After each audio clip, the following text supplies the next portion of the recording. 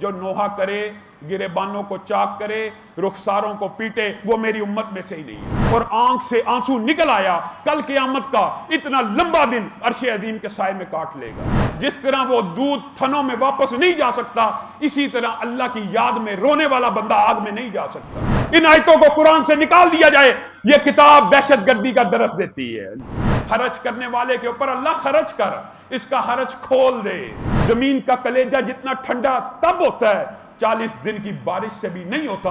جہنم پکار اٹھے گی، بول اٹھے گی، نکلو، تیزی سے چلو، آگے بڑھو، تمہارے آنسوؤں نے میری آگ کو ٹھنڈا کر دیا۔ اگر مجھے اس بات پہ رونا نہ آیا، میں بھی آپ کے ساتھ اپنا چہرہ رونے والا بنا لوں گا کہ خبردار، آج کے بعد یہ صنف نازک، اس کا رشتہ ہر جگہ احترام کا، احترام کا، احترام کا۔ آج کے بعد یہ باپ کی جائیداد اور باپ کی ہوئی کمائی میں بھی حصے دار ہیں۔ آج مسلمان امت کے نوجوان تگڑے مضبوط کمائیاں کر رہے ہیں، بہنوں کے حصے نہیں دے رہے۔ نہ صرف ماں کا رتبہ دیا، نہ صرف بیوی، بیٹی اور بہن کا رتبہ دیا، بلکہ کیا کہہ دیا؟ تمہاری جائیدادوں کے اندر بھی یہ شامل ہیں۔ اللہ نحمدہ ونستعینہ ونستغفرہ ونؤمن بہ ونتوکل علیہ ونعوذ باللہ من شرور انفسنا ومن سیئات اعمالنا من یہدہ اللہ فلا مضل له ومن یضللہ فلا ہادی له واشہد ان لا الہ الا اللہ واشہد ان محمدا عبدہ ورسولہ اما بعد فإن خیر الحدیث کتاب اللہ وخیر الہدی ہدی محمد صلی اللہ علیہ وسلم وشر الامور محدثاتها وكل محدثة بدعة وكل بدعة ضلالة وكل ضلالة في النار اعوذ بالله من الشیطان الرجیم لقد كان لكم في رسول الله اسوہ۔ تمام قسم کی تعریفات اور حمد و ثنا اللہ مالک الملک کے لیے ہیں، جو تمام کائنات کے خالق، مالک اور رازق ہیں، جو اپنے بندوں پر بے شمار انعامات کرنے والے ہیں، جو ہمیشہ سے ہیں اور ہمیشہ ہی رہیں گے، نہ جن کی ذات میں کوئی شریک ہے، نہ جن کی صفات میں کوئی شریک ہے۔ حمد و ثنا کے بعد لاکھوں کروڑوں درود و سلام ہو اس ہستی اقدس و مقدس پر کہ جن کا نام نامی اور اسم گرامی حضرت محمد رسول اللہ صلی اللہ علیہ وآلہ وسلم ہے، جنہیں تمام کائنات کا ہادی، رہنما، مقتدیٰ، پیشوا، رہبر، امام بنا کر بھیجا گیا، اور جن کے قلب اطہر پر اللہ رب العزت نے اپنی آخری کتاب حمید کو نازل فرمایا۔ حمد و ثنا اور درود و سلام کے بعد لاکھوں رحمتیں ہوں آپ کے صحابہ پر، امت کے ادیبوں پر، شہیدوں پر، واعظین پر، مبلغین پر، مصنفین پر، محدثین پر، کہ جن کی وجہ سے اسلام ٹھیک اور مکمل حالت میں ہم تک پہنچا۔ معزز سامعین گرامی قدر، گزشتہ چند خطبات میں آپ کے سامنے مسلمان بھائی کو مسکرا کے ملنے کے حوالے سے اس کی سائنسی توجیحات اور رسول اللہ صلی اللہ علیہ وسلم کی زندگی کے وہ چند انمول واقعات کہ جن کے اندر رسول اللہ صلی اللہ علیہ وسلم کے موتیوں جیسے دانت ظاہر ہوئے، آپ مسکرائے، آپ کے سامنے رکھے۔ آج آپ کے سامنے نبی کریم صلی اللہ علیہ وسلم کی سیرت کا وہ گوشہ رکھنا مقصود ہے کہ جس میں آپ کے بیش قیمت اور انمول آنسو آنکھوں سے نکلے، چمکدار آنسو آپ کے رخساروں کو، کوثر تسنیم سے دھلے ہوئے رخساروں کو تر کر گئے۔ معزز سامعین گرامی قدر، قبل اس کے کہ ہم نبی کریم صلی اللہ علیہ وسلم کی زندگی کے ان واقعات کی طرف بڑھیں، ہم آپ کے سامنے یہ بات بھی رکھنا چاہتے ہیں کہ نبی کریم صلی اللہ علیہ وسلم اللہ رب العزت کے خوف سے آنسو بہایا کرتے تھے، اور اللہ رب العزت کو آنسو بہانا اپنے خوف میں یہ اتنا پسند ہے کہ اللہ رب العزت نے کلام حمید میں بے شمار جگہوں کے اوپر اس بات کا اظہار فرمایا کہ ہماری آیتوں کو سنتے ہیں اور آنکھوں سے آنسو نہیں بہتے۔ کچھ لوگ ہیں جو آیتوں کو سنتے ہیں، سجدوں میں پڑ جاتے ہیں، آنکھوں سے آنسو بہتے ہیں، اپنے رب کو پکارو گڑ گڑا کر، رو کر، فلولا اذ جاءہم بأسنا تضرعوا، کیوں نہیں وہ روتے جب ان کے اوپر مصیبتیں آ جاتی ہیں۔ گویا اللہ رب العزت کو رونا پسند ہے، لیکن کیا یہ رونا وہ رونا ہے جس کو عرف عام میں ماتم کہا جاتا ہے، گریہ کہا جاتا ہے، نوحہ کہا جاتا ہے، رخساروں کو پیٹنا، گریبانوں کو چاک کرنا؟ رسول اللہ صلی اللہ علیہ وسلم نے واضح طور پہ اس بات کا اعلان کر دیا، جو گریبان کو چاک کرے، جو رخساروں کو پیٹے، جو نوحہ کرے، ववेला करे, मातम करे ऊंची आवाज में। जिस तरह रसूलुल्लाह सल्लल्लाहु अलैहि वसल्लम का एतदाल है हंसने में, इसी तरह रसूलुल्लाह सल्लल्लाहु अलैहि वसल्लम का एतदाल है रोने में। एक ज़ाब्ता है, कोई बंदा के जी ये अल्लाह रब्बुल इज़्ज़त ने कलाम हमीद में कह दिया फलौला इज़ जाअहुम बअसुना, जब मुसीबतें आई क्यों ना रोए, तो हमें रोना है, हमने पीटना है, हमने मातम करना है। रसूलुल्लाह सल्लल्लाहु अलैहि वसल्लम ने कह दिया जो नोहा करे, गिरेबानों को चाक करे, रुखसारों को पीटे, वो मेरी उम्मत में से ही नहीं है। गोया रोने की भी एक लिमिट है, लेकिन हाँ रोना इबादत के अंदर बेहतरीन इबादत है। हाली रोना किस वजह से? अल्लाह रब्बुल इज़्ज़त के खौफ से, या इस डर से कि कल क़यामत के दिन अल्लाह रब्बुल इज़्ज़त मुझे अपनी बारगाह में खड़ा करेगा। इस खौफ से, इस खशियत से, इस रब के सामने पेशी के डर से रोना अल्लाह को भी महबूब है। और रसूलुल्लाह सल्लल्लाहु अलैहि वसल्लम की हदीस भी इस बात की तरफ इशारा करती हैं। अकेली एक हदीस इस बाब में काफ़ी है कि नबी करीम सल्लल्लाहु अलैहि वसल्लम ने इरशाद फरमाया, कल क़यामत के दिन जब कोई साया नहीं होगा, अकेला अरश का साया होगा, उस अरश के साए में एक खुशनसीब शख्स वो भी होगा जिसने तन्हाई में अल्लाह को याद किया और आंख से आंसू निकल आया। कल क़यामत का इतना लंबा दिन अर्श अज़ीम के साए में काट लेगा। एक वक़्त में बताएं, ये अल्लाह का एहसान है मुसलमान उम्मत के ऊपर, हमारे ऊपर। एक वक़्त में बड़ा कोई संगदिली होगा जो ज़िंदगी में कोई एक लम्हा ऐसा ना आया हो कि उसने अल्लाह को याद किया और आंखें न बही हों। और इस हदीस में इस बात के ऊपर मुहद्दिसीन ने लिखा कि इससे मुराद ये नहीं है कि रोज़ाना रोता हो, एक मर्तबा भी तन्हाई में रब को याद करके रो पड़ा, इंशाअल्लाह कल क़यामत के दिन अर्श अज़ीम का साया पा लेगा। इतनी बड़ी इबादत, इतनी बड़ी इबादत के रसूलुल्लाह सल्लल्लाहु अलैहि वसल्लम की अहादीस मुतअद्दद हैं। रसूलुल्लाह सल्लल्लाहु अलैहि वसल्लम की अहादीस मुतअद्दद हैं। पहली बात ये समझने की ज़रूरत है, रसूलुल्लाह सल्लल्लाहु अलैहि वसल्लम ने, हज़रत अबू हुरैरा इस हदीस के रावी हैं, वो कहते हैं रसूलुल्लाह सल्लल्लाहु अलैहि वसल्लम ने कहा, कितनी अजीम हदीस है। मफ़हूमन आपके सामने रखता हूँ कि उस बंदे का आग में जाना महाल है, उस बंदे का जहन्नुम में जाना महाल है, उस बंदे का दोज़ख में जाना नामुमकिन है जिसने अल्लाह रब्बुल इज़्ज़त के खौफ से आंसू बहाए। उस बंदे का जहन्नुम में जाना इस तरह महाल है। मिसाल क्या दी, कितनी उम्दा मिसाल है। मिसाल ये है, जिस तरह कोई जानवर हो, तुम उसका दूध धो लो, अब बर्तन में दूध आ गया है, कोई बंदा कहे मैंने इन थनों में इस दूध को वापस लुटाना है, जिस तरह वो दूध थनों में वापस नहीं जा सकता, इसी तरह अल्लाह की याद में रोने वाला बंदा आग में नहीं जा सकता, नहीं जा सकता। अल्लाह के फजल करम से मुसलमान उम्मत के लिए बहुत बड़ी खुशखबरी है, शाबान मुअज़्ज़म का महीना शुरू हो चुका है।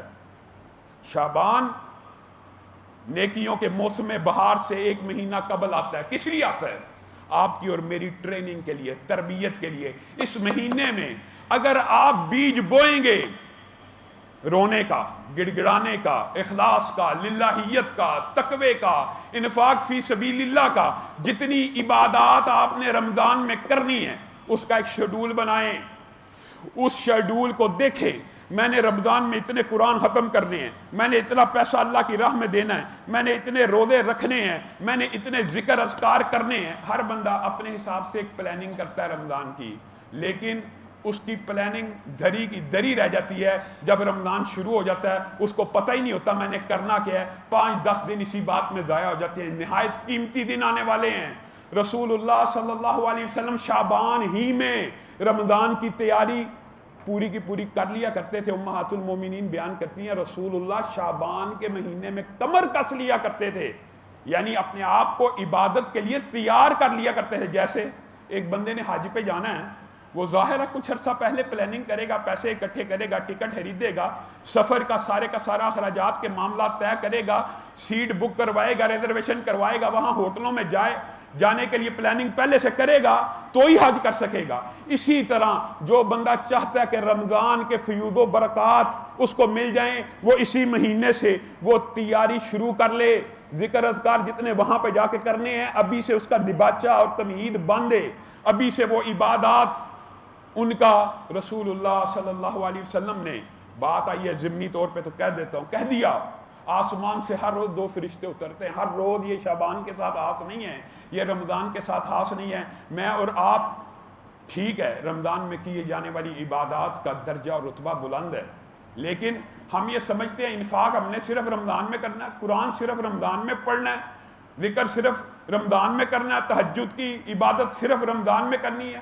رسول اللہ صلی اللہ علیہ وسلم تو کہتے ہیں آسمان سے ہر روز 2 فرشتے نازل ہوتے ہیں، ایک کہتا ہے خرچ کرنے والے کے ہاتھ کو اللہ فراخ کر دے، مفہوم بیان کر رہا ہوں، خرچ کرنے والے کے اوپر اللہ خرچ کر، اس کا خرچ کھول دے، اور مال روکنے والے کا مال اللہ تلف کر، اس کا مال روک لے۔ یہ اتنا بڑا کلیہ ہے، محدثین نے مفسرین نے اس بات کو بیان کر دیا ہے، امت کے اوپر احسان آسان بھی کر دیا اور احسان بھی کر دیا۔ کیا؟ یاد رکھیے کسی بھی مذہب کا ہو، کسی بھی مذہب کا، میں مسلمانوں کی بات نہیں کرتا، کسی بھی مذہب کا ہو، خرچ کرنے والا ہو، فرشتے کی اس دعا میں آ جاتا ہے کہ خرچ کرنے والے کو اللہ تعالیٰ اور دے، یہ خرچ میں اضافہ کرے۔ یاد رکھیے گا آپ اپنے ارد گرد بغور جائزہ لے لیں، خرچ کرنے والے کا خرچ اللہ بڑھا دیتا ہے، خرچ کرنے والے کا اللہ رزق بڑھا دیتا ہے، اور جو مال روکتا ہے، جو مال تنگ کرتا ہے، جو مال گنتا ہے، اس کو سٹور کرتا ہے، اس کے لیے فرشتہ اتر کے یہ بددعا کرتا ہے۔ بتائیے فرشتے اللہ ہی کے حکم سے نازل ہوئے، اللہ کی مرضی کے بغیر دعا کر بھی نہیں رہے، اور اللہ ہی کے حکم پہ جب دعا کر رہے ہیں، اللہ نے یہ دعا لا محالہ قبول کرنی ہے۔ جو روکتا ہے اللہ تو اس کا مال روک لے، تو اس کو دینا روک لے۔ گویا یہ ٹریننگ اور تربیت روزانہ کی بنیاد پہ ہونی چاہیے کہ اللہ کی بارگاہ میں کچھ نہ کچھ خرچ۔ اسی طرح صرف رمضان ہی کے حوالے سے تیاری نہیں کرنی، صرف رمضان کے اندر ہی عبادت نہیں کرنی، اس کا دباچہ اور تمہید جو بندہ شعبان میں باندھتا ہے، اللہ کے فضل و کرم سے پورے کا پورا مہینہ اس کے فیوض و برکات سے وہ بندہ مستفید ہو جاتا ہے۔ نبی کریم صلی اللہ علیہ وسلم، یہ اکیلی عبادت، اس بارے میں رسول اللہ صلی اللہ علیہ وسلم کا فرمان ہے، جو بندہ اتنا روئے، کتنا روئے، آنکھ سے آنسو نکلے، چہرے پر پڑے، چہرے پہ پڑ کے زمین پہ گر جائے اور زمین کے اندر جذب ہو جائے۔ نبی کریم صلی اللہ علیہ وسلم کی صحیح احادیث اس بات کے اوپر دلالت کرتی ہیں کہ کوئی بندہ اتنا روتا ہے کہ آنکھ سے آنسو نکلا، زمین پہ گر گیا، زمین نے جذب کر لیا، اس بندے کے اوپر قیامت کے دن جہنم کی آگ کو حرام کر دیا گیا۔ یہ کتنی بڑی خوشخبری ہے۔ کون ہے اتنا ظالم، کون ہے اتنا شقی القلب جو اتنا ایک دفعہ نہیں رو سکتا کہ زمین کے اوپر آنسو گر جائیں؟ اور یقین مانیے زمین کا کلیجہ 40 دن کی بارش سے اتنا ٹھنڈا نہیں ہوتا جتنا بندہ مسلم کا خوف خدا سے نکلا ہوا ایک آنسو زمین پہ گرتا ہے۔ زمین کا کلیجہ جتنا ٹھنڈا تب ہوتا ہے، 40 دن کی بارش سے بھی نہیں ہوتا۔ آپ نے وہ حدیث نہیں سنی کہ رسول اللہ صلی اللہ علیہ وسلم نے آگاہ کر دیا، کل پل صراط کے اوپر بعض لوگ ایسے گزریں گے کہ جہنم کی آگ بجھنا شروع ہو جائے گی، وہ آگ جس کی لپٹیں ہر بندے کو پکڑنے کی کوشش کریں گی۔ بعد ایسے خوش نصیب ہوں گے، بعد ایسے خوش نصیب ہوں گے جب پل صراط کے اوپر سے گزرے ہوں گے، جہنم کی آگ بجھنا شروع ہو جائے گی، جہنم پکار اٹھے گی، بول اٹھے گی، نکلو، تیزی سے چلو، آگے بڑھو، تمہارے آنسوؤں نے میری آگ کو ٹھنڈا کر دیا ہے۔ وہ آنسو دنیا میں جو گرائے ہوں گے، وہ قیامت کے دن پل صراط کے اوپر بھی بندہ گزر رہا ہوگا تو آنسو اس کے زمین پہ گرائے ہوئے اس آگ کو بھی ٹھنڈا کر رہے ہوں گے۔ تو یہ بندہ آگ میں کیسے جائے گا؟ یہ بندہ جہنم میں کیسے جائے گا؟ ہاں، لیکن رسول اللہ صلی اللہ علیہ وسلم کو بھی پتہ ہے اور اللہ رب العزت کو بھی پتہ ہے، امت کے اندر بعض بندے ایسے ہوں گے جو اتنا نہیں رو سکتے کہ زمین کے اوپر آنسو گرے، وہ کیا کریں؟ نبی کریم صلی اللہ علیہ وسلم نے فرمایا، جس بندے کی آنکھ سے آنسو نکل آئے اور چہرے پہ پڑ جائے، صرف چہرے پہ پڑنے کی الفاظ ہے یہاں پہ، صرف آنکھوں سے آنسو نکلے، آنکھیں بہ پڑیں، یہاں پہ زمین کے الفاظ موجود نہیں ہیں، اس کے اوپر بھی قیامت کے دن اللہ رب العزت نے جہنم کی آگ کو حرام کر دیا۔ اسی پر بس ہے، سنن ابن ماجہ کی حدیث ہے، بعض شقی القلب ایسے ہو سکتے ہیں جن کو رونا نہیں آتا، جو بہت کوشش بھی کریں آنکھوں سے آنسو نہ آئیں، وہ کیا کریں؟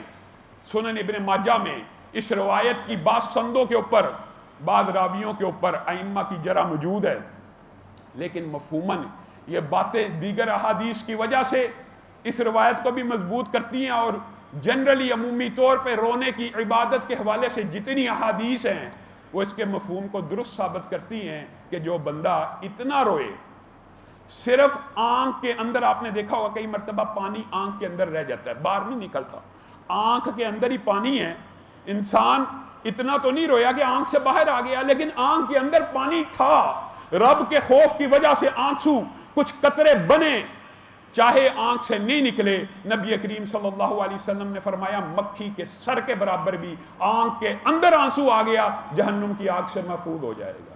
اور بعض روایات جن میں حضرت عمر کی روایت بھی شامل ہے، جس بندے کو رونا نہ آتا ہو، جس بندے کی آنکھیں نہ بہتی ہوں، جو بندہ نہ رو سکے، وہ کیا کرے؟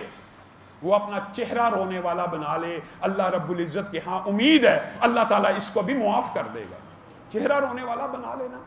اور حضرت عمر نے کہا تھا، اور رسول اللہ صلی اللہ علیہ وسلم کے آنسوؤں میں یہ واقعہ معروف ہے، بدر کے موقع کے اوپر آپ کو پتہ ہے، رسول اللہ صلی اللہ علیہ وسلم نرم مزاج تھے، آپ نے حضرت ابو بکر سے مشورہ کیا کہ کیا کہتے ہیں آپ کہ ان قیدیوں کا کیا کیا جائے؟ حضرت ابو بکر نے بھی کہا اللہ کے رسول ان کو آزاد کر دیا جائے، فدیہ لیا جائے، اسلام مضبوط ہوگا، کوئی تعلیم کا کام لے لیا جائے، کوئی تعمیر کا کام لے لیا جائے، کوئی ایسا تعمیری کام ان سے لے لیتے ہیں اور ان کو آزاد کر دیتے ہیں۔ حضرت عمر سے رسول اللہ صلی اللہ علیہ وسلم نے پوچھ لیا آپ کی کیا رائے ہے؟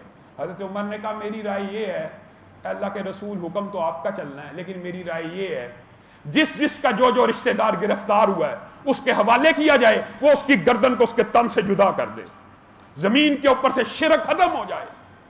رسول اللہ صلی اللہ علیہ وسلم نے حضرت ابو بکر کی رائے کو منظور کیا، حضرت عمر کی رائے کو منظور نہ کیا۔ حضرت عمر چلے گئے، آسمان سے قرآن نازل ہونا شروع ہوا، جب آئے واپس کیا دیکھا؟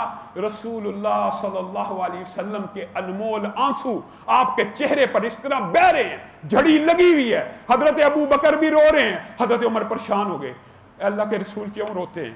ابو بکر کیوں روتے ہیں؟ مجھے بتائیے رونے کا کیا معاملہ ہے؟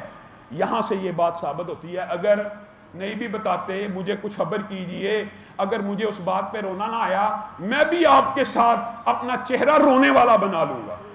رسول اللہ صلی اللہ علیہ وسلم نے اس بات کے اوپر گرفت نہ کی، گویا رضامندی کا اظہار کیا کہ عبادات کے اندر صرف رونے والا چہرہ بنانا بھی اللہ رب العزت کو مقبول اور منظور ہے۔ اور پھر رسول اللہ صلی اللہ علیہ وسلم نے حضرت عمر کی شان بھی بیان کی اور کہا عمر تیرے مشورے کو اللہ رب العزت نے بڑا پسند کیا ہے، اور اللہ تعالیٰ نے آسمان سے آیتیں نازل کی ہیں، اگر میں نے یہ فدیہ لینا اور مال غنیمت لینا جائز نہ رکھا ہوتا تو عذاب تم لوگوں کے اوپر آ جاتا۔ اور رسول اللہ صلی اللہ علیہ وسلم نے یہ بات بھی بیان کر دی ہے، دو آنکھیں، یہ بات آئی ہے تو یہ بات بھی یاد رکھ لیجئے، دو آنکھوں کے اوپر جہنم کی آگ حرام ہے۔ ایک وہ آنکھ جو سرحدوں پہ پہرا دیتی ہو، جو مسلمان سرحدوں کی پہرے دار ہو، ایک وہ آنکھ جو اللہ کی بارگاہ میں روئی ہو، اور اس کے ساتھ ساتھ یہ بھی کہہ دیا دو قطرے اللہ رب العزت کو بڑے محبوب ہیں، ایک خون کا وہ قطرہ جو میدان جہاد میں مسلمان کے جسم سے نکل کے زمین پہ گرا ہو، اور دوسرا آنسو کا وہ قطرہ جو خوف خدا سے زمین پہ گرا ہو، اور بہترین زخم وہ ہیں جو اللہ کی بارگاہ میں لگے۔ ہمارے فجر کے مؤذن ادریس بھائی فجر کی نماز میں آتے ہوئے ایکسیڈنٹ ہوا، ٹانگ ٹوٹ گئی، اللہ تعالیٰ ان کو شفائے کاملہ عاجلہ دے۔ بتائیں سب سے بہترین زخم اللہ کی بارگاہ میں وہ ہے جو اللہ کے فرائض کی ادائیگی میں بندے کو لگے، اس زخم کی اللہ کے ہاں قدر و قیمت ہے، قدر و منزلت ہے، تو ان آنسوؤں کی بھی اللہ رب العزت کے ہاں قدر و منزلت ہے، جس کے لیے آپ نے اپنے آپ کو رمضان سے پہلے تیار کرنا ہے۔ رسول اللہ صلی اللہ علیہ وسلم یہ بات بھی یاد رکھیے، رشتہ داروں کے دنیا سے چلے جانے کے اوپر آنسو بہانا یہ رسول اللہ کی سنت ہے، لیکن ماتم کرنا سنت نہیں ہے، نوحہ کرنا سنت نہیں ہے، اپنے آپ کو پیٹنا مارنا سنت نہیں ہے۔ رسول اللہ صلی اللہ علیہ وسلم کی زندگی میں بے شمار واقعات ہیں، ابھی آپ کم عمر تھے، آپ کی سیرت کے ابتدا میں آپ کے سامنے یہ واقعہ رکھا تھا. ماں فوت ہوئی، بار بار ماں کو جا کے دیکھتے کہ میری ماں کو کیا ہو گیا. 6 سال کے بچے تھے، دائی کھینچتی تھی، آپ بار بار جا کے لپٹتے تھے. اور اسی پر بس ہے. صحابہ بیان کرتے ہیں ایک مرتبہ رسول اللہ صلی اللہ علیہ وسلم ایک قبر پہ پہنچے، زاروں کتار رونا شروع کیا. اتنا روئے اتنا روئے اتنا روئے کہ صحابہ بھی رونا شروع ہو گیا. آپ سے پوچھا گیا کیوں روتے ہیں؟ کہا یہ میری ماں کی قبر ہے. گویا رشتہ داروں کی جدائی کے اوپر، رشتہ داروں کے چلے جانے کے اوپر رونا اس میں اچنبے کی بات نہیں ہے. لیکن نوحے کے اوپر جو ہمارا اختلاف ہے وہ گرے بانوں کو چاک کرنے کے اوپر، چہرے پہ تھپڑ مارنا. خود رسول اللہ صلی اللہ علیہ وسلم جب اپنے دادا کے جنازے کے پیچھے چلتے تھے اور آپ کے سامنے یہ واقعات رکھے ہیں، جناب عبد المطلب کی مسند کے اوپر کوئی نہیں تھا بیٹھ سکتا. لیکن جب رسول اللہ صلی اللہ علیہ وسلم کم عمری میں بھی آتے تھے تو آپ کے چچا آپ کو اگر روکتے تھے تو دادا کہتے تھے ہرگز نہ روکو، مجھے اس کے اندر ایک قابلیت نظر آتی ہے اور مجھے لگتا ہے میرا یہ بیٹا سردار ہوگا. اور رسول اللہ صلی اللہ علیہ وسلم ماں کے بعد دادا سے مانوس ہوئے. اللہ کا کرنا ایسا ہوا 2 سال بعد وہ بھی دنیا سے چلے گئے اور رسول اللہ صلی اللہ علیہ وسلم آپ کے جنازے کے پیچھے چلتے چلتے روتے تھے اور کہتے تھے دادا مجھے چھوڑ کے مت جائیے. رسول اللہ صلی اللہ علیہ وسلم نے اپنے رشتوں کے اوپر آنسو بہائے. جناب بات آئی ہے تو جناب حلیمہ سعدیہ کا جب رسول اللہ کو فتح مکہ کے بعد پتہ لگا، ان کو اطلاع ملی کہ آپ کی وہ جو رضائی والدہ ہیں، آپ کی بہن اور نند آئی تھی رسول اللہ کی بارگاہ میں. رسول اللہ نے ان کا اکرام بھی کیا، ان کی عزت بھی دی، ان کو تحفے بھی دیے. جب آپ کو پتہ لگا کہ ماں حلیمہ دنیا سے چلی گئی ہیں، رسول اللہ کی آنسوؤں کی جڑیاں لگ گئیں. غزوہ حنین کے موقع کے اوپر بہن شیمہ آئیں، حوازن کے ساتھ جب جنگ ہوئی تو بہن شیمہ بھی قیدیوں میں شامل تھی. کسی نے سختی کی، وہ کہہ اٹھی رک جاؤ، تمہیں پتہ نہیں میں تمہارے نبی کی بہن ہوں. اس نے کہا کیسی بات کرتی ہے؟ کہا سچ کہتی ہوں، پوچھ لو. جناب شیمہ کو جب رسول اللہ کی بارگاہ میں پیش کیا گیا، رسول اللہ نے کہا بہن کیا نشانی ہے؟ تو ہی شیمہ ہے. شیمہ نے وہ انمول واقعات رسول اللہ کے سامنے رکھے. کہا آپ چھوٹے ہوا کرتے تھے تو آپ کو پتہ ہے میں آپ کو اپنے کندھے پہ اٹھایا کرتی تھی. آپ کے دندان مبارک آئے تو آپ مجھے پیچھے سے کاٹ لیا کرتے تھے. آج بھی وہ نشان موجود ہے. رسول اللہ صلی اللہ علیہ وسلم کی آنکھوں سے آنسوؤں کی جھڑیاں لگ گئیں. بہن شیمہ کو کہا یہ میری چادر ہے، اس کے اوپر بیٹھ جائیے. بہن نے کہا نہیں، آپ بڑی عزت والے ہیں، آپ بڑے احترام والے ہیں، میں نہیں بیٹھ سکتی، ابھی اسلام بھی قبول نہیں کیا. رسول اللہ نے قسم دے کے کہا اس کے اوپر بیٹھ جاؤ، اور رسول اللہ نے بٹھایا، تکریم کی، عزت کی. کہا میری بہن اگر چاہتی ہو ہمیشہ کے لیے میرے ساتھ رہنا تو میں تمہیں عزت و احترام سے لے جاؤں گا، اور اگر چاہتی ہو اپنے قبیلے میں چلی جاؤ تو میں تمہیں اجازت دیتا ہوں. بہن شیمہ نے کہا سب سے پہلی بات ہے کہ اسلام کو قبول کرتی. اسلام کو قبول کیا. رسول اللہ صلی اللہ علیہ وسلم نے سینکڑوں جانور، بے شمار غلام اور لونڈیاں اپنی بہن کو عنایت کی. گویا صلہ رحمی اور رشتوں کے اوپر آنسو بہانا، اس کے اوپر کوئی کسی قسم کا تان تشنی نہیں ہے. انشاءاللہ آگے چل کے رسول اللہ کے بعد دیگر ایسے واقعات بھی آپ کے سامنے رکھیں گے. لیکن عصر حاضر میں ایک واقعہ میں ضرور بیان کرنا چاہتا ہوں. آج یقین مانیے دکھ ہوتا ہے، لوگ میسج کرتے، فون کرتے ہیں، ہمارے بھائی ہیں بڑے امیر ہیں، ہمارے رشتہ دار ہیں بڑے امیر ہیں. اچھا ایسی عمارت کا کیا فائدہ؟ ہمارا حصہ نہیں دیتے، ہمارا حصہ نہیں دیتے. رسول اللہ صلی اللہ علیہ وسلم جاہلیت کی تمام رسموں کے اوپر جو کلہاڑا چلانے کے لیے آئے تھے، آج مسلمان امت نے وہی تمام رسموں کو پھر زندہ کر دیا ہے. کیا رسول اللہ اس لیے آپ کو یہ حدیثیں بیان کر کے گئے ہیں کہ جس نے 2 بیٹیوں کی کفالت کی، 3 کی کیوں بیان کی ہے؟ کیونکہ وہ معاشرہ شکاوت قلبی کا شکار تھا، بیٹیوں کی عزت نہیں تھا کرتا، عورت کو ناپسندیدہ سمجھتا تھا. رسول اللہ صلی اللہ علیہ وسلم نے ایسا کلہاڑا چلایا، نہ صرف ماں کا رتبہ دیا، نہ صرف بیوی بیٹی اور بہن کا رتبہ دیا، نہ صرف پھپھو کا رتبہ دیا، نہ صرف خالہ کا رتبہ دیا، بلکہ کیا کہہ دیا؟ تمہاری جائیدادوں کے اندر بھی یہ شامل ہیں. یہ ایک عظیم انقلاب تھا، یہ ایک عظیم نعرہ تھا جس کو آج مسلمان فراموش کر گئے۔ کون سا اسلام، کہاں کی انسانیت؟ رسول اللہ صلی اللہ علیہ وسلم عرب معاشرے کے اندر اس بات کو لے کے آئے کہ خبردار، آج کے بعد یہ صنف نازک، اس کا رشتہ ہر جگہ احترام کا، احترام کا، احترام کا۔ بہن کی شکل میں وہ بھائی سے اعلیٰ ہے، بیٹی کی شکل میں وہ بیٹے سے اعلیٰ ہے، ماں کی شکل میں وہ باپ سے اعلیٰ ہے۔ صرف ایک جگہ پہ رسول اللہ صلی اللہ علیہ وسلم نے خامند کو بیوی سے افضل قرار دے دیا۔ یہ شور مچانے والی ہیں، ان کو کیا پتا رسول اللہ صلی اللہ علیہ وسلم نے اس دور میں کیسی کاری ضرب لگائی۔ یہی نہیں کہا صرف احترام کا رشتہ، بتائیے اس سے بڑا کیا حق ہو سکتا ہے؟ آج کے بعد یہ باپ کی جائیداد اور باپ کی ہوئی کمائی میں بھی حصے دار ہیں، اس سے بڑا کون سا حق آپ کو چاہیے؟ لیکن آج ہم یہ ساری باتیں بھول چکے ہیں۔ خود لاکھ پتی، کروڑ پتی، ارب پتی بھی ہوگا، بہن کو حصہ دیتے ہوئے تکلیف اور موت پڑ رہی ہے۔ رسول اللہ صلی اللہ علیہ وسلم کے سامنے صحابی آئے اور اپنی شقاوت قلبی کا ذکر کرنا شروع کیا۔ کہا میری بیٹی تھی، میرے آگے دوڑتی تھی، میرے پیچھے دوڑتی تھی، مجھ سے والہانہ پیار کیا کرتی تھی۔ اللہ کے رسول، میں نے اس کو آواز لگائی، وہ دوڑتی ہوئی میرے پیچھے چلی آئی۔ میں اس کو لے کے، دو روایات ہیں، میں اس کو لے کے کنویں کے اوپر پہنچا۔ میں اتنا شقی القلب تھا، کنویں کے اوپر لٹکایا، ہاتھ چھوڑ دیا۔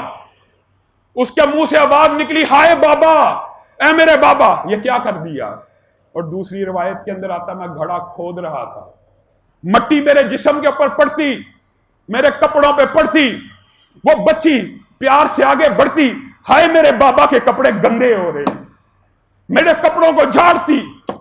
رسول اللہ صلی اللہ علیہ وسلم اپنے صحابی کے منہ سے یہ واقعہ سن رہے ہیں اور زارو کتار رو رہے ہیں۔ صحابہ نے کیا، بس کر دو، ہمارے نبی کو افسردہ کرتے ہو، ہمارے نبی کو رلاتے ہو۔ رسول اللہ نے کہا نہیں، اس کو مت روکو، یہ اپنا کتھارسس کرنا چاہتا ہے، یہ اپنے اس غم کو بھلانا چاہتا ہے۔ یہ جتنے شقی القلب تھے، یہ آج اپنی اس غلطی کا ادراک کر کے اپنے گناہوں کی معافی مانگنا چاہتا ہے۔ رسول اللہ نے کہا دوبارہ شروع کر۔ اس صحابی نے دوبارہ واقعہ سنایا اور کہنے لگا، آخری لمحات تھے، بیٹی کے اوپر مٹی کی کھدالیں پھینک رہا تھا۔ بیٹی اس وقت بھی کہہ رہی تھی، بابا آپ کے کپڑے گندے ہو رہے ہیں، آپ یہ کیا کر رہے ہیں؟ میں نے ایک نہ سنی، میں نے اس کو زندہ دفن کر دیا، میں نے اس کو زندہ دفن کر دیا۔ رسول اللہ صلی اللہ علیہ وسلم روتے ہوئے بولے، اے صحابی، تو نے بڑا ظلم کیا، تو بڑا شقی القلب تھا، لیکن تجھے ایک خوشخبری سناتا ہوں کہ اسلام قبول کر لینے سے اللہ رب العزت ماضی کے سارے گناہ معاف کر دیتا ہے۔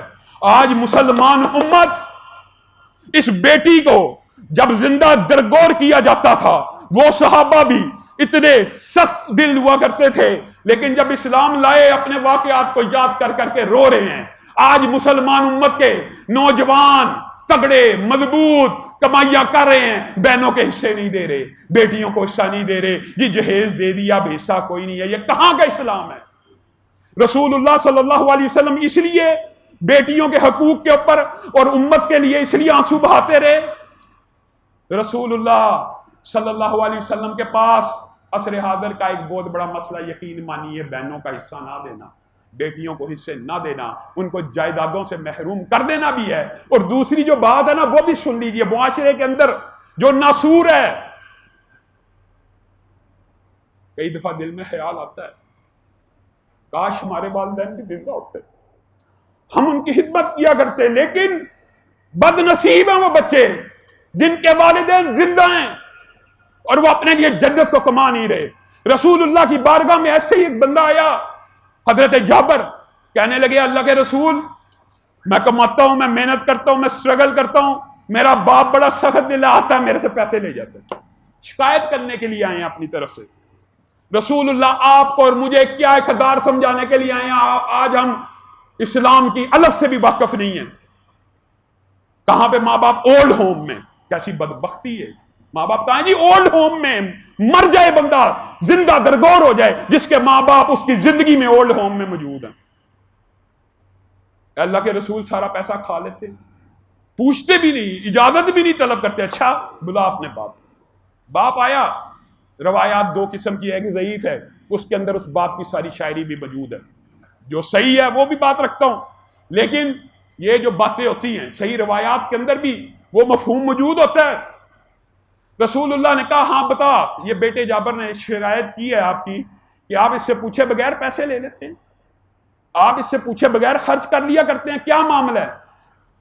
کہا یہ اللہ کے رسول درست کہتے ہیں، میں یہ نہیں دیکھتا کہ میں اس سے اجازت لوں، اس کی کچھ وجوہات ہیں، یہ ابھی چھوٹا سا تھا، پیشاب کر دیا کرتا تھا تو دو بھی نہیں تھا سکتا، میں صاف کیا کرتا تھا، کمزور تھا، میں منہ میں نوالا ڈالا کرتا تھا، جس وقت اپنے ہاتھ سے کھانا نہیں تھا کھا سکتا، مفہوم آپ کے سامنے رکھ رہا ہوں، اس ٹائم اس کے منہ میں نوالے ڈالا کرتا تھا، اس وقت یہ کمزور تھا، اس وقت یہ ضعیف تھا، اس وقت یہ ناتواں تھا، اس کو کندھوں پہ اٹھاتا تھا، اس کو اپنے جسم پہ بٹھاتا تھا، اس کو اپنے ساتھ چلاتا تھا، ساتھ لے لے کے چلتا تھا، یہ کمزور تھا، اس کی ہڈیاں کمزور تھیں، پھر اس کی ہڈیاں پختہ ہونا شروع ہو گئی، یہ طاقتور ہو گیا، یہ بڑا ہونا شروع ہو گیا، اور میں کمزور ہونا شروع ہو گیا، میں ضعیف ہونا شروع ہو گیا۔ اب وقت ہے کہ چاہیے تو اس کو یہ میرے ان احسانات کے بدلے میں میرے منہ میں نوالا ڈالے، میری طہارت کا خیال کرے، مفہوم آپ کے سامنے رکھ رہا ہوں، یعنی کہنے کا مطلب یہ ہے، لیکن یہ تو کہتا ہے کہ پیسے بھی نہیں لینے، اپنی ضروریات کا بھی یہ چاہتا ہے کہ میں اس سے پوچھوں کہ بیٹا تیرے یہ پیسے آئے ہیں، میں یہ پیسے اس کام میں لگا لوں، اگر یہ اجازت دے تو میں کروں ورنہ نہ کروں۔ رسول اللہ صلی اللہ علیہ وسلم یہ باتیں سن کے آپ کی آنکھوں میں آنسو ہیں، اور آپ بیٹے جابر کو کہہ رہے سن لے، میں محمد صلی اللہ علیہ وسلم کا فیصلہ آج کے بعد سن لے، تیرا سارے کا سارا مال تیرے باپ کا ہے، تیرے سارے کا سارا مال تیرے باپ کا ہے، اور تیرا سارے کا سارا مال تیرے باپ کا ہے۔ بات ہے کہاں پہ ہے مسلمان امت؟ بد نصیب ہے وہ انسان، صحیح حدیث کے الفاظ ہیں، جس نے اپنے ماں باپ میں سے کسی ایک کو پایا اور اپنے آپ کو جہنم سے آزاد نہ کروایا، وہ بد نصیب ہے۔ اللہ رب العزت ہمیں ان بد نصیبیوں سے محفوظ فرمائے، جو کہا گیا جو سنا گیا اس کو سمجھنے کی توفیق عنایت فرمائے۔ ان الحمد للہ نحمده ونستعینه ونستغفره ونؤمن به ونتوکل علیہ ونعوذ باللہ من شرور انفسنا ومن سیئات اعمالنا، من يهده الله فلا مضل له ومن يضلل فلا هادي له، واشهد ان لا اله الا الله واشهد ان محمدا عبده ورسوله، اما بعد فان خير الحديث كتاب الله وخير الهدي هدي محمد صلى الله عليه وسلم، وشر الامور محدثاتها وكل محدثة بدعة وكل بدعة ضلالة وكل ضلالة في النار۔ معزز سامعین گرامی قدر، گزشتہ ہفتے آپ کے سامنے ایک یونیورسٹی کے اندر ایک لڑکے اور لڑکی نے اخلاق باختہ ایک حرکت کی، جس کی وجہ سے سوشل میڈیا کے اوپر اور سارے مین سٹریم میڈیا کے اوپر ایک نیا ایشو سامنے آیا۔ افسوس اور دکھ کی بات یہ ہے کہ فواد چودھری صاحب جو لبرلزم اور سیکولرزم کے اس وقت باضابطہ نمائندہ ہیں، کسی پارٹی کے نمائندے سے بڑھ کر بے دینیت اور لا دینیت کے اس ٹائم نمائندہ ہیں، جس طرح ان کی چاند ایپ کے اوپر چاند طلوع ہونے سے پہلے نظر آ جاتا ہے، اسی طرح انہوں نے شاید کوئی پرپوزل ایپ بنائی ہے جس کے اندر نکاح سے پہلے ہی عورت اور مرد آپس میں بغل گیر ہو سکتے ہیں۔ پوری ٹویٹیں کر رہا ہے کہ انہوں نے کیا جرم کیا جی، سب کے سامنے سینکڑوں نہیں ہزاروں نہیں لاکھوں لوگوں کے سامنے بغل گیر ہو گئے۔ کیوں؟ کیمرے کی آنکھ دیکھ رہی ہے، لاکھوں لوگوں دیکھ چکے، آپ نے بھی دیکھا ہوگا۔ اس کے نزدیک نگاہ سے پہلے گلے لگنا اور بغل گیر ہونا، آپس میں ایک دوسرے کے ساتھ چمٹ جانا نکاح سے قبل ان کے نزدیک جائز ہے۔ یہ افسوس کی بات ہے، یہ دکھ کی بات ہے۔ فواد چودھری صاحب کو عقل کرنی چاہیے۔ پہلے عورت مارچ کے حوالے سے ان کا کردار کتنا منفی ہے، یہ تو اللہ کا شکر ہے، اللہ کا شکر ہے، اللہ کا شکر ہے کہ ہم نے آواز اٹھائی۔ صرف ہم نے نہیں اٹھائی، پورے پاکستان کی دینی جماعتوں نے، درد دل رکھنے والوں نے آواز اٹھائی، وفاقی وزیر نے نوٹس لیا، تحقیقات کا آرڈر ہوا، اس کے بعد مولانا اسد محمود نے قومی اسمبلی کے اندر جو مذہبی کمیٹی ہے اس کے اندر سے یہ آرڈر جاری کیا کہ لا منسٹر اور قانون نافذ کرنے والے ادارے پروب کریں۔ اس کے علاوہ الحمدللہ ہمارے وکلاء کی ٹیم ہے، انہوں نے بھی تھانے میں درخواستیں دی ہوئی، ہائی کورٹ کے اندر درخواستیں ہیں، اور صرف ہم نے نہیں، اللہ کے فضل و کرم سے ملک کے طول و عرض میں سینکڑوں درد دل رکھنے والے دینی حمیت والے وکلاء نے ان کے خلاف درخواستیں دی ہیں کہ یہ جو زومانی نعرہ ہے، یہ جو ٹرانسجینڈر اور گیز اینڈ لیزبین کے جھنڈے اس مارچ میں لہرائے گئے، یہ کس وجہ سے لہرائے گئے؟ یا تو وہ بچی سامنے لائی جائے جس کے ساتھ 9 سال کی عمر میں ریپ ہوا، اس مولوی کے خلاف ہم آپ کے ساتھ مل کے کیس بھی کرتے ہیں، اس کو پھانسی پہ بھی لٹکواتے ہیں، اور اگر ایسا نہیں ہوا تو یہ زومانی نعرہ کس کے خلاف ہردہ سرائی ہے؟ یہ الحمدللہ پٹیشنیں جاری ہیں۔ اگرچہ یہ بات بھی میں کہنا چاہتا ہوں، انتظامیہ کا رویہ بڑا منفی ہے، نیگیٹو ہے۔ الیس منکم رجل رشید، الیس منکم رجل رشید، ایک بندہ ایسا نہیں ہے جو آگے بڑھ کر ڈرے ہوئے ہیں۔ اب آپ کو کیا باتیں بتائیں اندر کی؟ ہر بندہ یہ کہتا ہے کہ پہلے فلاں سے کٹوا لیں پھر ہم کاٹ دیں۔ کوئی بندہ اسلام کے لیے پرچہ کاٹنے کے لیے ابتدا میں تیار نہیں ہوتا۔ ایک افسر ایسی دینی حمیت کا نہیں ہے، اس کو نہیں پتا کہ گیز اینڈ لیزبین کے علل ایران یہ جو جھنڈے لہرائے گئے، اس میں کیا کوئی ابہام ہے؟ ریمبو فلیگ لہرایا گیا، ٹرانسجینڈر فلیگ لہرایا گیا، یہ زومانی جملہ لکھا گیا، کوئی کسی قسم کا ابہام نہیں ہے، لیکن ڈرے ہوئے ہیں۔ انشاءاللہ عدالتی محاذ کے اوپر قومی اسمبلی میں بھی بات اٹھ گئی ہے۔ یہ فائدہ ہوتا ہے دینی بندے کا اسمبلی میں جانے کا۔ اکیلے اسد محمود نے پوری کی پوری درخواست کو پروب کر لیا، آرڈر دلوا دیا، لا منسٹری کو حرکت میں لے آیا ہے۔ کیا مولوی تھا اس لیے لے آیا؟ آپ اور میں نہیں، ہر وقت سیاست دانوں کے پیچھے، ان کو اسمبلی میں پہنچانا ہے، مولویوں کو نہیں پہنچانا، دینداروں کو نہ پہنچانا۔ اور دکھ اور افسوس کی بات یہ ہے، وسیم رضوی اگرچہ پاکستان کا واقعہ نہیں ہے، لیکن اس کی اس حرکت نے بہت سے چہرے بے نقاب کر دیے۔ اب کہتے ہوئے بھی شرم آ رہی ہے، کیا کہ بندہ ایک مسلمان نے جی ہندوستان کی سپریم کورٹ کے اندر مقدمہ دائر کروایا، کس کے خلاف؟ ایک مسلمان نے ہندوستان کی سپریم کورٹ میں قرآن کے خلاف مقدمہ درج کرا دیا، قرآن کے خلاف، کہ اس کے اندر 26 آیات ایسی ہیں جن میں اللہ رب العزت نے جہاد کا حکم دیا ہے، ان آیتوں کو قرآن سے نکال دیا جائے، یہ کتاب دہشت گردی کا درس دیتی ہے۔ ایک مسلمان نے قرآن کے خلاف، نام نہاد مسلمان نے، آپ کو ہم کہتے ہیں یہ رافضی قرآن کے منکر، آپ کہتے ہیں نہیں مولوی اپنی طرف سے کہہ رہا ہے، اپنی طرف سے کہہ رہا ہے، یہ مانتے ہیں روافض قرآن کو، یہ مانتے ہیں۔ جو صحابہ کا ایمان نہ مانے وہ کیسے قرآن کو مان سکتا ہے؟ صحابہ کی وجہ سے یہ قرآن مکمل محفوظ حالت میں ہم تک پہنچا ہے۔ وہ صحابہ کا ایمان نہیں مانتے، وہ صحابہ کا ایمان نہیں مانتے، قرآن کو کیسے مانیں گے؟ روافض قرآن کے اندر تحریف کو اپنا عقیدہ سمجھتے ہیں، ورنہ کسی مسلمان کی جرت ہے کہ قرآن کے خلاف مقدمہ قائم کرے کہ 26 آیات؟ اور اگر بات آئی ہے، میں اگر سوختہ سامہ ہوں تو یہ روز سیاہ، خود دکھایا ہے میرے گھر کے چراغاں نے مجھے۔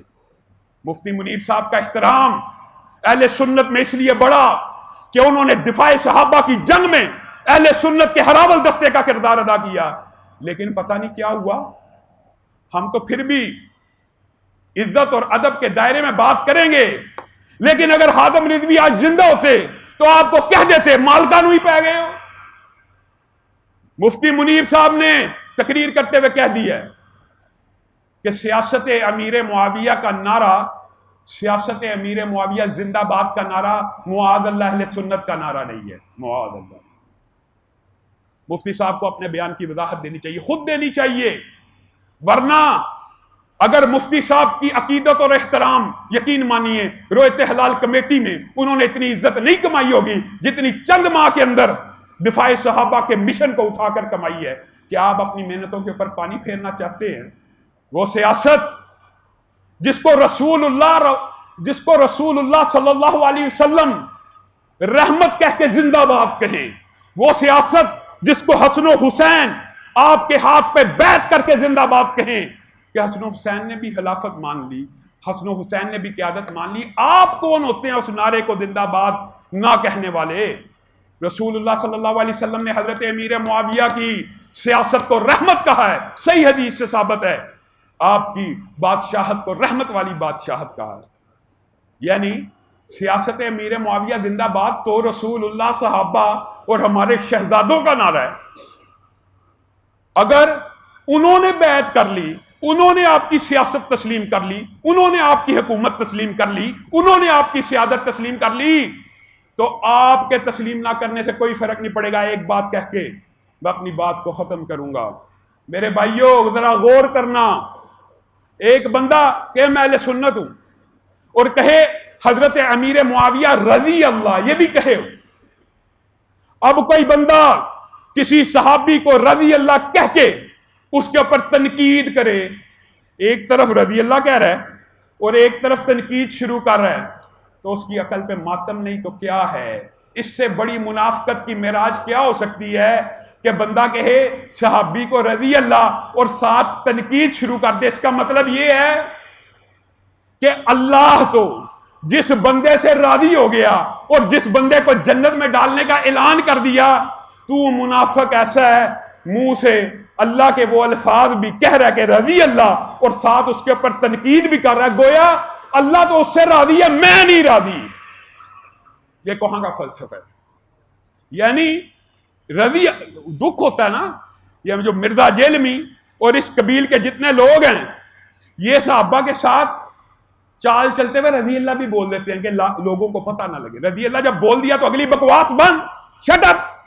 جب رضی اللہ کہہ دیا بات ختم، اللہ ان سے راضی ہو گیا، پھر آگے تنقید شروع کرتے ہو، گویا رب تو راضی ہے، میں نہیں راضی۔ یہ کہاں کا فلسفہ ہے؟ اللہ رب العزت جو کہا گیا، جو سنا گیا، اس کو سمجھنے کی توفیق عنایت فرمائے۔ سبحان ربک رب العزت عما یصفون وسلام علی المرسلین والحمد للہ رب العالمین۔